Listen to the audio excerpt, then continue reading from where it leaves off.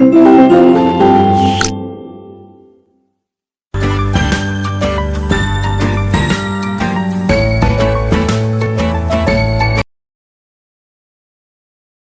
Good morning, सुप्रभात सभी प्यारे बच्चों। मैं विशाल शर्मा आप सभी का स्वागत करता हूं आपकी एसटी सोशल साइंस क्लास में। Today we study chapter number 7 kingdoms to an empire, यानी कि एक बहुत छोटे एरिया या एक जिसे हम महाजनपद जनरली बोलते थे, उससे हमने एक बहुत बड़े एम्पायर, एक बहुत बड़े साम्राज्य की तरफ कैसे मूव किया, इसको हम स्टडी करेंगे। चलिए शुरू करते हैं। टिल 400 बीसी 400 बीसी पहले तक Bharat was divided into many small kingdoms, यानी कि छोटे छोटे स्टेट्स में वो बटा हुआ था। Often fighting with one another, जो एक दूसरे से आपस में लड़ते रहते थे। The rise of Mauryan empire was the beginning of new era in Bharat history, और भारत के साम्राज्य में, जो भारत के इतिहास में जो मौर्यन साम्राज्य था, उसने एक नई भूमिका यहाँ पर क्लियर की। The brave and ambitious rulers of the Mauryan empires succeed in unifying a large part of Bharat under one rule, यानी कि इन सभी ने एक अखंड भारत बनाने का प्रयास और एक सफल प्रयास यहाँ पर किया। The Mauryan rulers were combination of ambitions and great conquerors and efficient administration both, यानी कि राजनीति, कूटनीति और प्रशासन का मिला जुला बैलेंस अब हमें यहाँ पर देखना को मिलता है। चलिए सबसे पहले सोर्सेज पढ़ते हैं। मौर्यन साम्राज्य के क्या सोर्सेज हैं अबाउट द मौर्यन एम्पायर। सबसे पहले एक किताब है बच्चों इंडिका, जिसके लेखक है मेगस्थनीज, और एक किताब है अर्थशास्त्र, जिसके लेखक है चाणक्य। ये दो महान और ग्रेटेस्ट ऑथेंटिक सोर्स हैं जो मौर्यन साम्राज्य के बारे में हमें इंफॉर्मेशन प्रोवाइड करते हैं। They contain a detailed account of the administration, society, statecraft and many more aspects of the Mauryan Empire. The Indica especially gives us valuable information about the political, economic and social conditions of that time. यानी कि यहाँ आपको जो भारत की Indian specially हमें जो information मिलती हैं, पॉलिटिकल, इकोनॉमिकल, सोशल इन्फॉर्मेशन मिलती हैं। The अर्थशास्त्र tells us about the political, economical, administrative of Mauryans. The pillar edicts of rock inscription of Ashok are also an important source of information. सम्राट अशोक के जो पिलर्स हैं, जो रिकॉर्ड्स हैं, वो भी हमें इस बारे में काफ़ी जानकारी प्रोवाइड करते हैं। आगे बढ़ते हैं बच्चों। यहाँ आप देख रहे हैं अशोकाज फर्स्ट रॉक इंस्क्रिप्शन है। The archaeologists have found the black give valuable information about the Mauryan rulers, यानी कि इसके मौर्यन राजाओं के बारे में हमें यहाँ पर बहुत अच्छी जानकारी मिलती है। आगे बढ़ते हैं। The Mauryan empires, its development कैसे शुरू हुआ। सबसे पहले हम मौर्यन राज्यों में पढ़ेंगे चंद्रगुप्त मौर्य के बारे में, और चंद्रगुप्त मौर्य का जो टाइम पीरियड है वो 321 टू 297 बीसी है। Chandragupta Maurya was the first ruler of the Mauryan density. He defeated Dhanananda को उसने हराया। The last ruler of Nanda dynasty with the help with guidance of his master and philosopher आचार्य चाणक्य। यहाँ आप देख रहे हैं चाणक्य कौटिल्य की पिकी लगी हुई है, यानी कि अपने टीचर और महान दार्शनिक आचार्य चाणक्य की हेल्प से उन्होंने तक्षशिला को तक्षशिला में वो पढ़े हुए थे, वहाँ पढ़ाते भी थे। Acharya Chanakya is also known by the name of Kautilya Vishnugupta, दोनों नाम से जाने जाते हैं। Thus Chandragupta Maurya became the founder of Mauryan empire, और इस प्रकार चंद्रगुप्त मौर्य मौर्यन साम्राज्य के क्या बने बच्चों, फाउंडर बने। चलिए आगे बढ़ते हैं। The Greek invasion, the Greeks invasion ruled in the region of the west of river Indus under Seleucus Nicator, a general of Alexander, यानी कि जो ग्रीक साम्राज्य था उसमें जो सिकंदर महान था उसका एक सेनापति था जिसका नाम था Seleucus Nicator. 305 BC Seleucus Nicator cross the Indus river and attack the Mauryan empire, और उसने मौर्यन साम्राज्य पर अटैक किया। चंद्रगुप्त मौर्य डिफीटेड हिम, चंद्रगुप्त मौर्य ने उसे हरा दिया। And the region of north western Bharat was liberated from the Greek control, और इसको ग्रीक कंट्रोल से, इस एरिया को, भारत का जो नॉर्थ वेस्ट एरिया था, इसको ग्रीक कंट्रोल से आज़ाद करा दिया। और however Seleucus Nicator had to surrender all the भारतन provinces include the 4 provinces of Herat, Kandahar, Kabul and Balochistan, यानी कि 4 जो राज्य थे वो अलेक्जेंडर के जीते हुए सभी स्टेट किसको मिल गए बच्चों, वो चंद्रगुप्ता को मिल गए थे। आगे बढ़ते हैं। ही गेव हिज डॉटर, उसने अपनी बेटी हेलेना की शादी चंद्रगुप्त मौर्य से शादी करा दी। सेल्यूकस सेंट मेगस्थनीज, और सेल्यूकस ने मेगस्थनीज को अपना राजदूत बना करके कहाँ भेजा, वो चंद्रगुप्त मौर्य के दरबार में भेजा। चलिए आगे बढ़ते हैं। दूसरे राजा थे यहाँ के बिंदुसारा। 297 टू 273 का टाइम पीरियड माना जाता है। After Chandragupta his son Bindusara ascended the throne of the Mauryan Empire. He conquered Deccan and spread of territory of the Mauryan rule up to Karnataka, Karnataka तक के क्षेत्र को इसने जीत लिया था। Only the region of Kalinga, जो प्रेजेंट डेट में ओडिशा और नॉर्दर्न आंध्र प्रदेश है, and some kingdoms in the south were not conquered by him, जो उसके द्वारा नहीं जीते गए थे। By Tamil kingdoms of the southern Bharat had friendly relations with Bindusara, और जो तमिल राजा थे उनके और बिंदुसार के जो संबंध थे बच्चों वो बड़े ही फ्रेंडली होकर के चले। चलिए नेक्स्ट पढ़ते हैं हम किंग अशोका, सम्राट अशोक। 273 टू 232 बीसी का टाइम पीरियड माना जाता है। Ashok was the son of Bindusara, Bindusara के लड़के थे। तक्षशिला और उज्जैन के गवर्नर थे। He ascended the throne in 273, 273 में वो यहाँ के राजा बने। He was the most famous of more the Mauryan rulers and also one of the greatest rulers of Bharat, यानी कि वो मौर्यों के अलावा पूरे भारत में भी सबसे महानतम शासकों में वो माने जाते हैं। Ashoka become the first king to speak directly to his subjects with the help of his inscriptions, यानी कि वो डायरेक्ट बात करते हैं अपने इंस्क्रिप्शन से। चलिए आगे बैठते हैं। The conquest of Kalinga, Kalinga जगह थी उड़ीसा में बच्चों, और 261 बीसी में ये युद्ध हुआ। Like his ancestor Ashoka also believed in the traditional policy of conquests and aggression, यानी कि आपको अटैक की नीति अपनानी चाहिए। Kalinga situated on the east of coast of Bharat was great economic significance as it control trade through land and sea routes of south Bharat and south east Asia, यानी कि दक्षिण भारत और दक्षिण एशिया के बीच में एक बहुत अच्छा व्यापारिक केंद्र ये था। अशोक अटैक्ड कलिंगा, अशोक ने कलिंगा पर अटैक किया जो उड़ीसा में पड़ता है प्रेजेंट में 261 BC to establish his control over Kalinga, और कलिंगा को उसने जीत लिया। It was a long campaign, एक बहुत बड़ी लड़ाई चली। Maurya army conquered Kalinga after massive bloodshed, एक बहुत बड़े रक्त संघर्ष के बाद।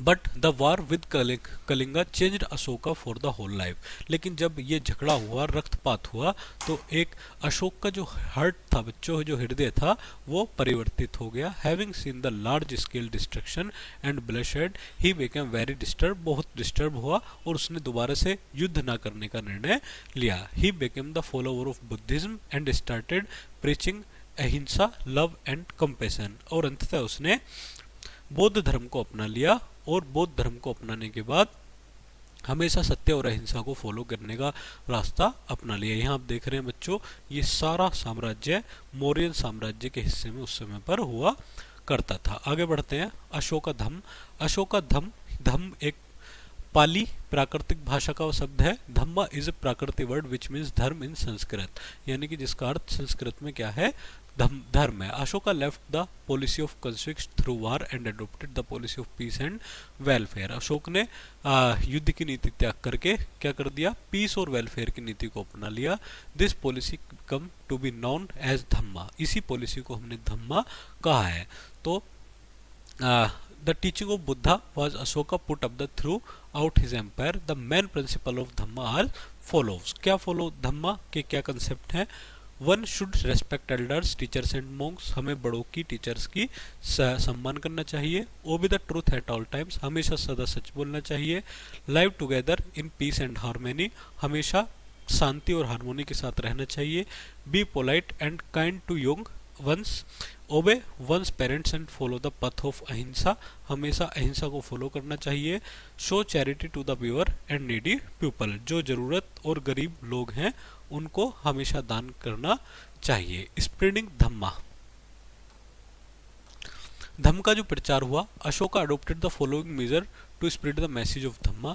First of all Ashoka began to follow the principle of Dhamma in his daily life, अपनी डेली रूटीन की लाइफ में उसने उसको शामिल किया। He forbade hunting and eating meat, उसने शिकार पर रोक लगा दी, मीट खाने पर रोक लगा दी।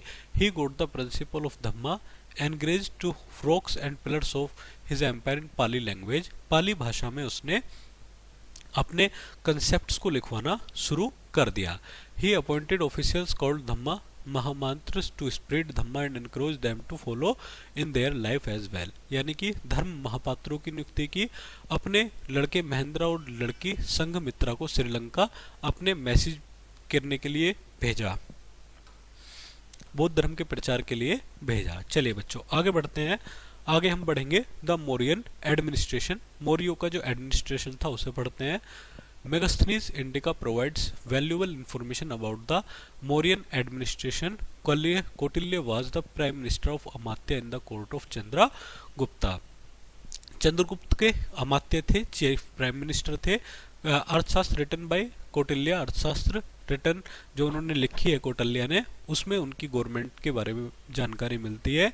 The rocks and pillars addicts of Ashoka also give us A detailed account of the Mauryan administration. The Mauryan administration was divided into many levels that can be studied under the following heads, जिसे हम इन heads में study कर सकते हैं। सबसे पहले central government, central government, the king was the supreme authority of the Mauryan administration. He was assisted bye A council of minister of मंत्री परिषद, यानी कि जो मंत्री परिषद होती थी वो राजा को क्या करती थी बच्चों, हेल्प करती थी।